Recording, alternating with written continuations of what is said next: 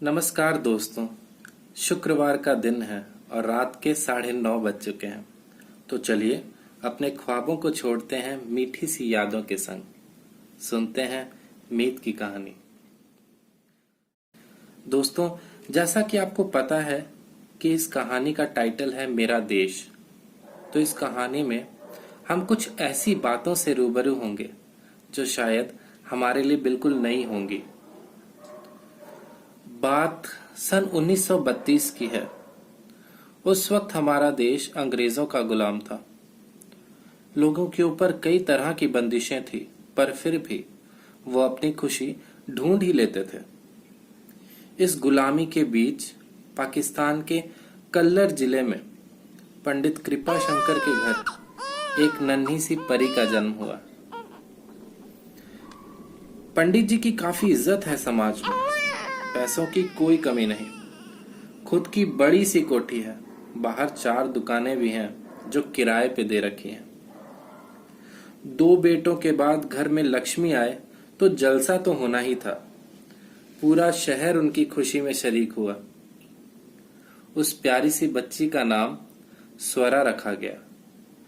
घर में सबसे छोटी होने के कारण वो पूरे परिवार की लाडली बन गई। कोई इसके चेहरे पे हल्की सी भी उदासी नहीं देख सकता था। स्वरा की बचपन की यादों में दशहरे का मेला भी शामिल है, जब वो अपनी सहेलियों के साथ घर घर जाके पैसे इकट्ठे करती थी ताकि उसके मोहल्ले में धूमधाम से दशहरा मने। कब उसका बचपन बीत गया और कब वो 13 साल की हो गई पता ही नहीं चला। उस समय लड़कियों की शादी कम उम्र में ही हो जाती थी और शादी से पहले लड़का लड़की एक दूसरे से मिल भी नहीं सकते थे। सन 1945 में जब स्वरा 13 साल की हुई तो उसकी शादी लाहौर में रहने वाले जयराम से कर दी गई। जयराम की उम्र उस वक्त 20 साल थी। शादी के बाद वो लाहौर आ गई और धीरे धीरे वो अपने ससुराल में भी सबकी लाडली बन गई। उस वक्त लाहौर भी भारत का ही हिस्सा था। सन 1945 में देश को आजाद कराने की मुहिम पूरे जोर शोर से चल रही थी। हर इंसान चाहता था कि वो आजाद भारत में सांस ले, जहां उनकी अपनी सरकार हो।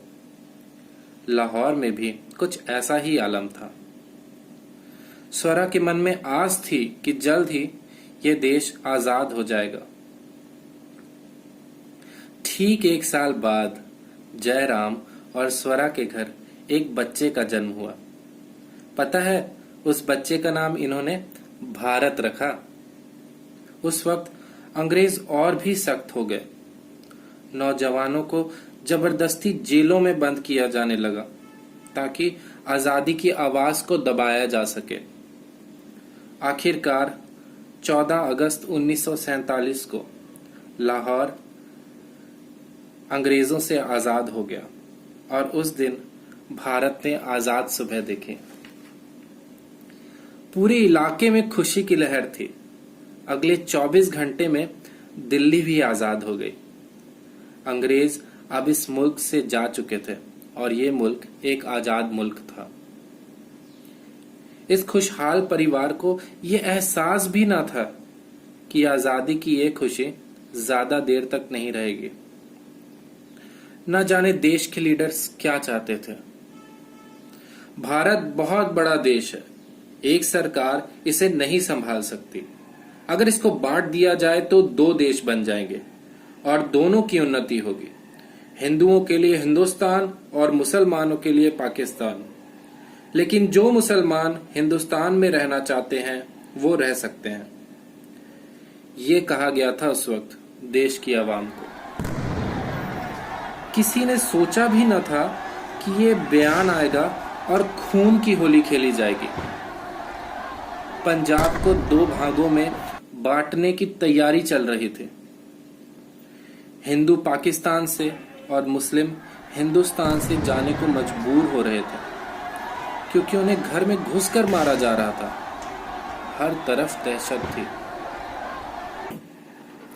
17 अगस्त 1947 को जब दिल्ली से आने वाली ट्रेन लाहौर पहुंची तो उसमें मुसलमानों की लाशें थी।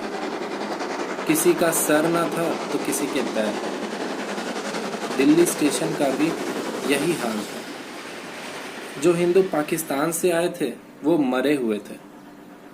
सब कुछ जल रहा था। समझ में नहीं आ रहा था कि क्या इसलिए हमारे देश के लोग आजादी चाहते थे। कौन आजाद हुआ था? वो हिंदू जो पाकिस्तान से जख्मी हालत में दिल्ली आए थे, या वो मुस्लिम जो हिंदुस्तान से लाहौर गए थे अपाहिज बनकर। बेशक वो आजाद मुल्क में थे, लेकिन उन्हें कोई नहीं जानता था। उनकी अब कोई पहचान नहीं थी। आप सोच रहे होंगे कि इन सब के बीच स्वरा, जयराम और उनके बेटे भारत का क्या हुआ। दोस्तों, ये तीनों भी पाकिस्तान से आए बाकी हिंदुओं के साथ 19 अगस्त को दिल्ली आ गए। हमले में जयराम के दोनों पैर काट दिए गए और भारत की एक आंख नहीं रही। वो तो स्वरा का बड़ा भाई दिल्ली में ही था तो उसे सहारा मिल गया, वरना पाकिस्तान में अपनी आलीशान कोठी छोड़कर आने के बाद आज वो सड़कों पर होती। जरा सोच के देखिए कि क्या आलम रहा होगा उस वक्त, जब आपका सब कुछ आपसे छीन लिया जाए और आप बेबस और लाचार हों। भगवान ना करे किसी के साथ भी ऐसा हो। कैसे स्वरा ने अपनी नई दुनिया बनाई, कैसे उसने अपने पति और बेटे को सहारा दिया। अब स्वरा की जिंदगी कैसी है? इन सब सवालों के जवाब मिलेंगे अगले शुक्रवार को इस कहानी के दूसरे भाग में। अगर आप अपने कोई सुझाव देना चाहते हैं तो कमेंट कर सकते हैं। अगर आपको ये कहानी पसंद आई तो इसे आगे जरूर शेयर करें। मिलते हैं अगले शुक्रवार को ठीक 9:30 बजे। तब तक के लिए गुड नाइट, शुभ रात्रि, शब्बा खैर।